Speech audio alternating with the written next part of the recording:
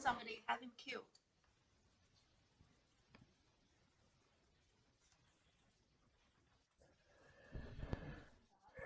So our story today is a lot of characters actually in today's story, and this happened in the kingdom of Wei.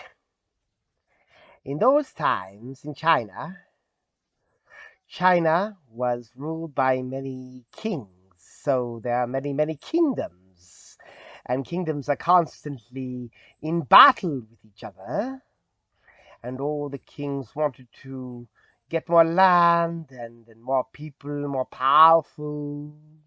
So the background of this story is that the kingdom Wei and the kingdom Qi had a treaty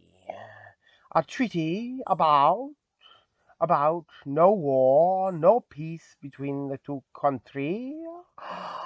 However, the kingdom Qi broke the treaty and therefore probably took over some of the wasteland and take some of the goods from the kingdom Wei. So understandably, the kingdom Wei is very angry. So what he wants to do is he wants to have like a covert operation. He wants to put as assassins to kill the king of Qi. That's how angry he is. So he's like, I'm going to send somebody to have you killed. And his general, imagine, is probably in old times, the king in his big hall probably has all of his government officials with him. Everybody heard this news, and they were discussing what to do. And the king says, how can the king of Qi do something like this to us? So I'm going to send somebody to kill him to get revenge. And his general came up and thinking, saying, to an assassinating a king, that's something that's a shameful action. And he says, King, you are the king of this big country. We have like 10,000 soldiers for war. In those times, the size of the kingdom can be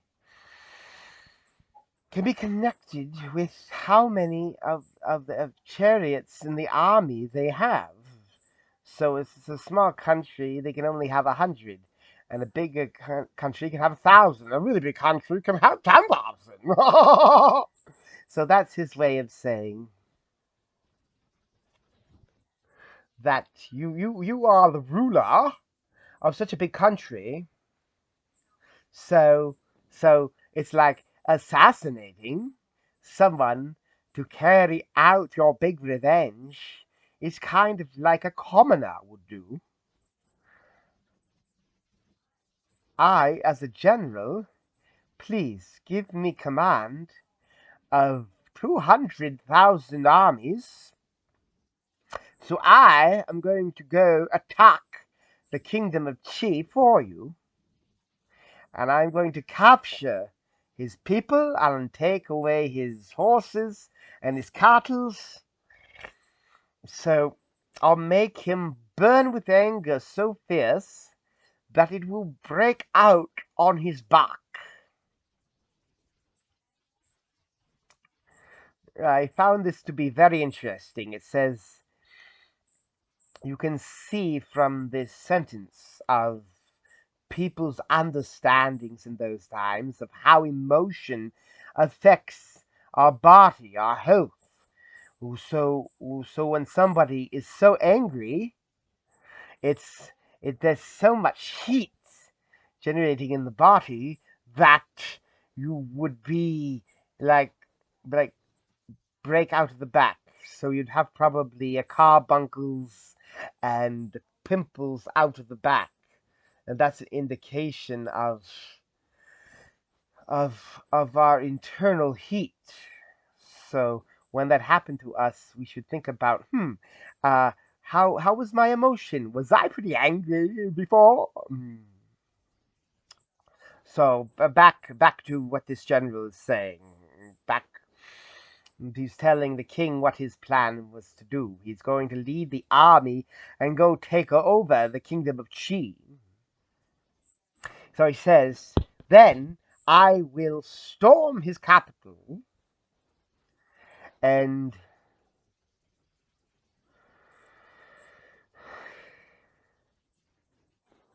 make his and the kingdom of Qi. There was also a very famous general. His name Tianji. So when a general, when what he think about it, he think about how to defeat the general of the other country. So he says, "War Tian, I chase Tianji away. You will flee,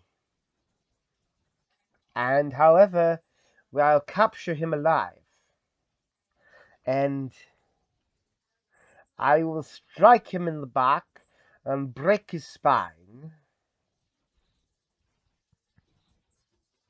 This description, you can almost feel that you can really see what is happening in the court and how the general, when the general would propose to deal with this situation that come up about a treaty being broken by your neighboring country. The general wants to lead an army and go into defeat the other country. However, the prime minister, hearing what the general said, now he was filled with shame of what the general said, and he says, if somebody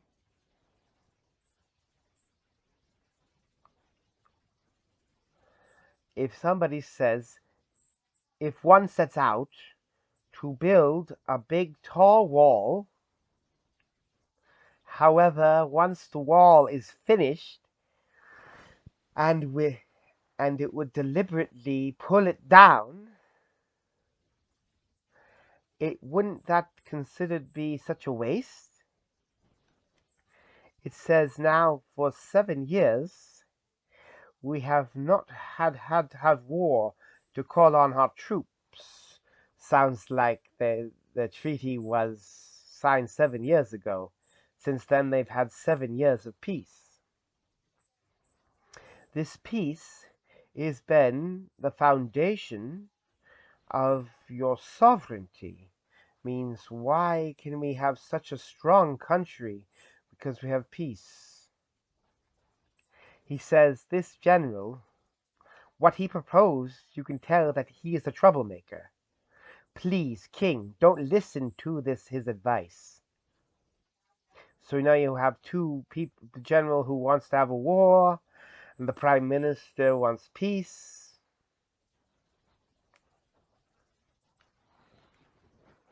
And there's this wise man, Hua is his name, the wise man, Mr. Hua, who after hearing what the general and what the prime minister said, now he is now feeling with disgust.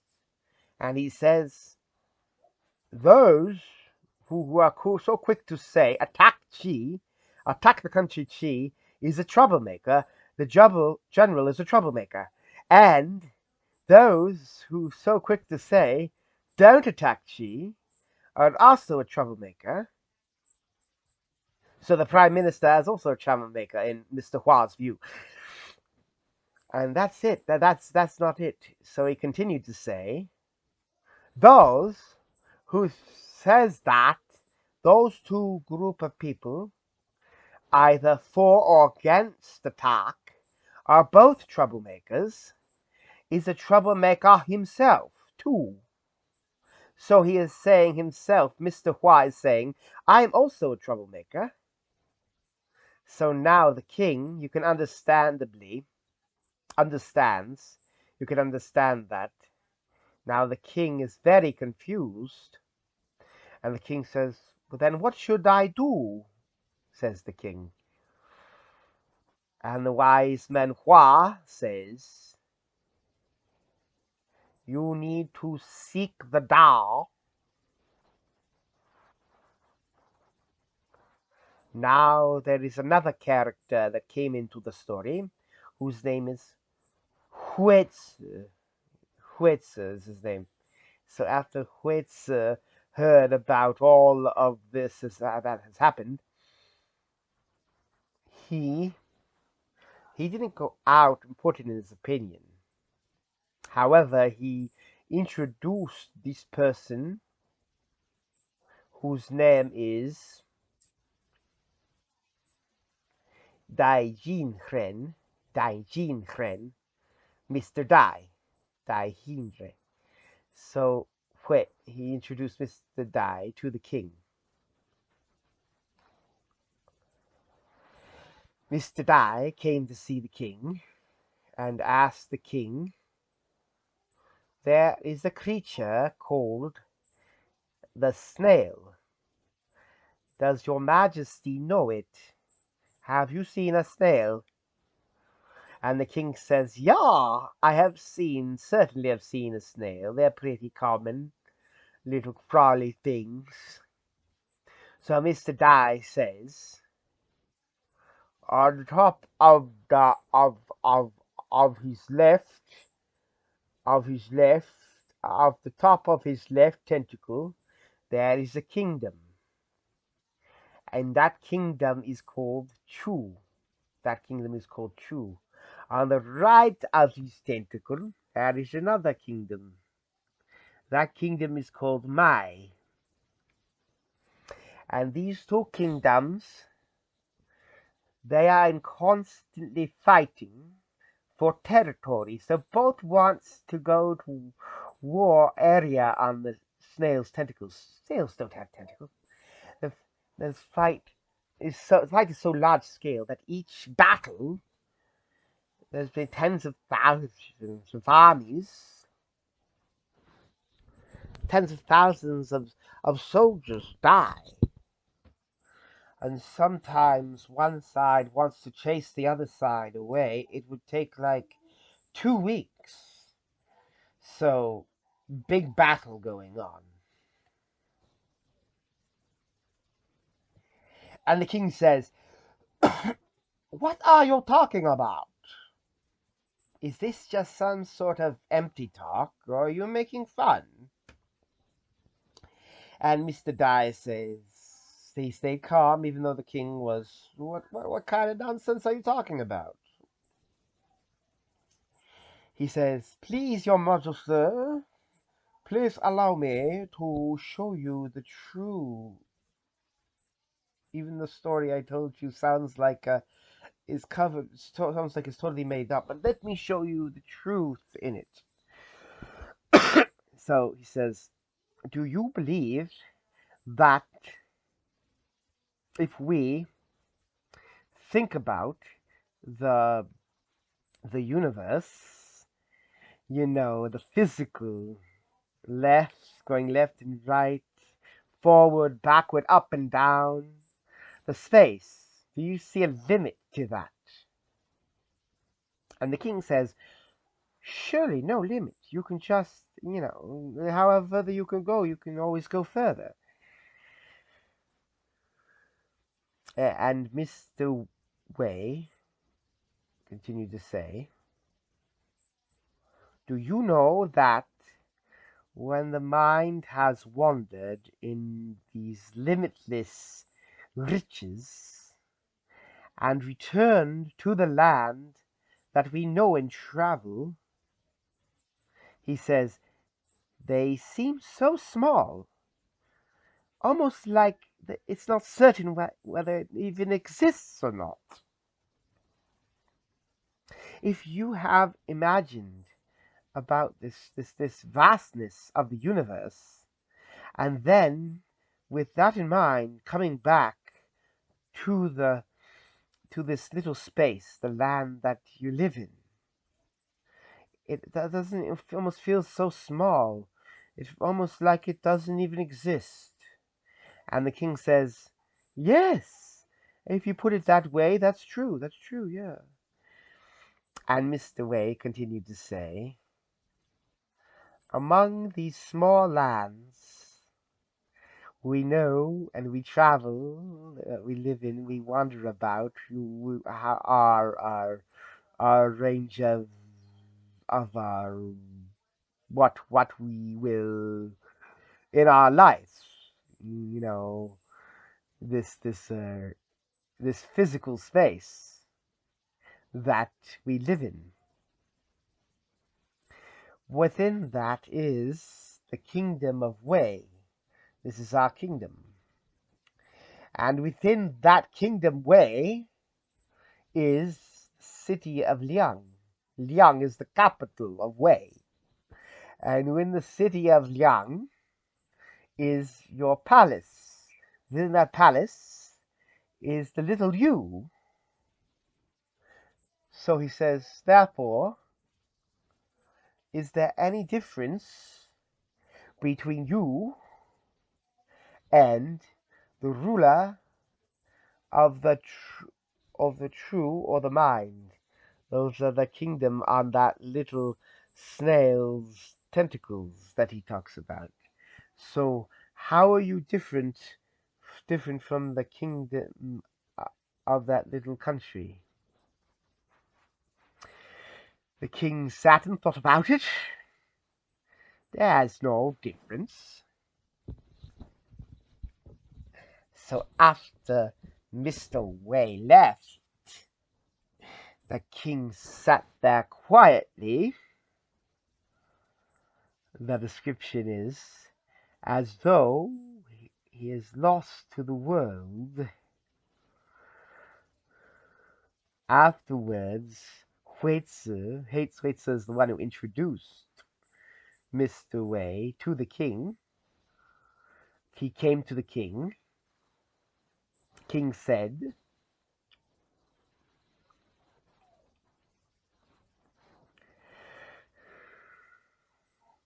that visitor is a great man. Da Ren Ye. Da means big. So he is a great man. Ren means man. So he says, even those people we considered as a sage, as our ancient sage, our ancient king in China, when we talk about an ancient king, we talk about Yao Ren Shen Shu Yu, even though I don't think they can compare to our visitor. And Hui said, who gave a little comparison, he said, blow on the flute and you can get this nice note. But if you blow on the ring of your sword, sometimes swords on the back of the handle, there's a ring. Why do I need to describe this? You should probably already know it. So if you blow on the ring of your sword, all you get is this wheeze. He says so many people praise the ancient sage Yao Ren Shu.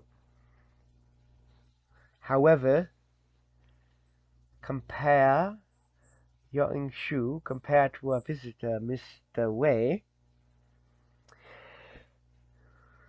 it would just be like a little whistle you can blow out of the ring compared to a beautiful flute.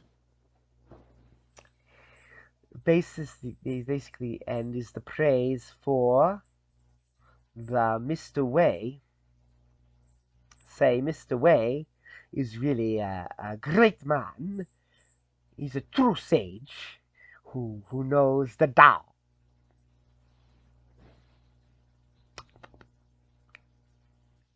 I hope you enjoyed this story.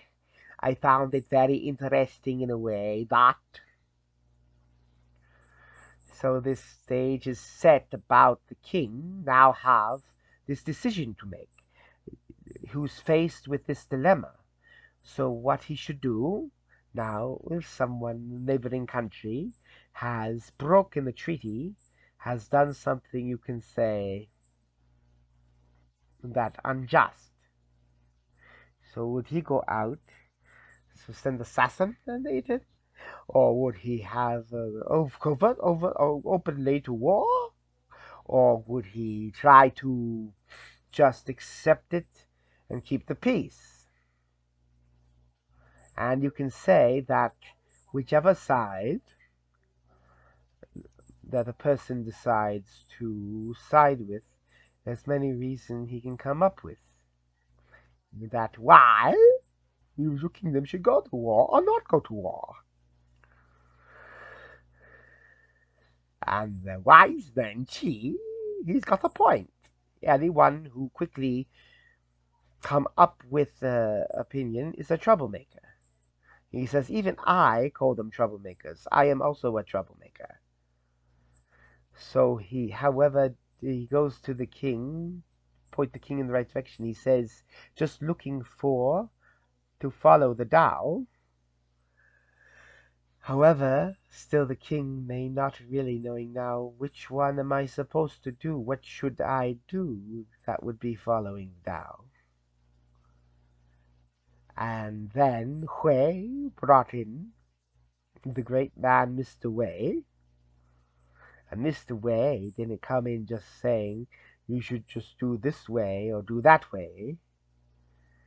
Instead, what Mr. Wei did was using a story to bring the king, you can say, to be able to see the situation from a much wider, bigger perspective.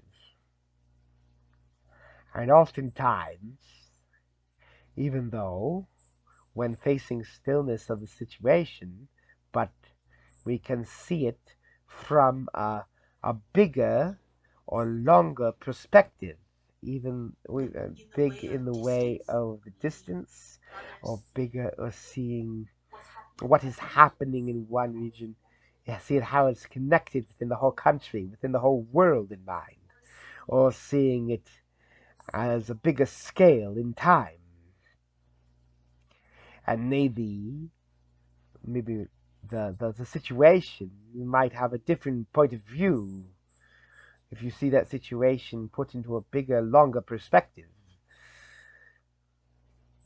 So even though Mr. Wei didn't give the king any contradictory advice of what to do or not, however, to what he did was to help the king to, like we said, see the situation from a bigger perspective.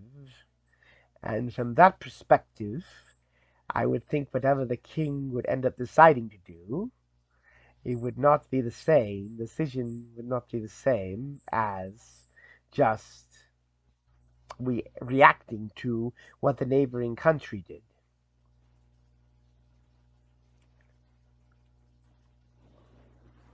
I hope you enjoyed this story. I very much enjoyed it. So have a wonderful week, everybody, and I'll see you next week for our Zhuang Tzu story. Take care.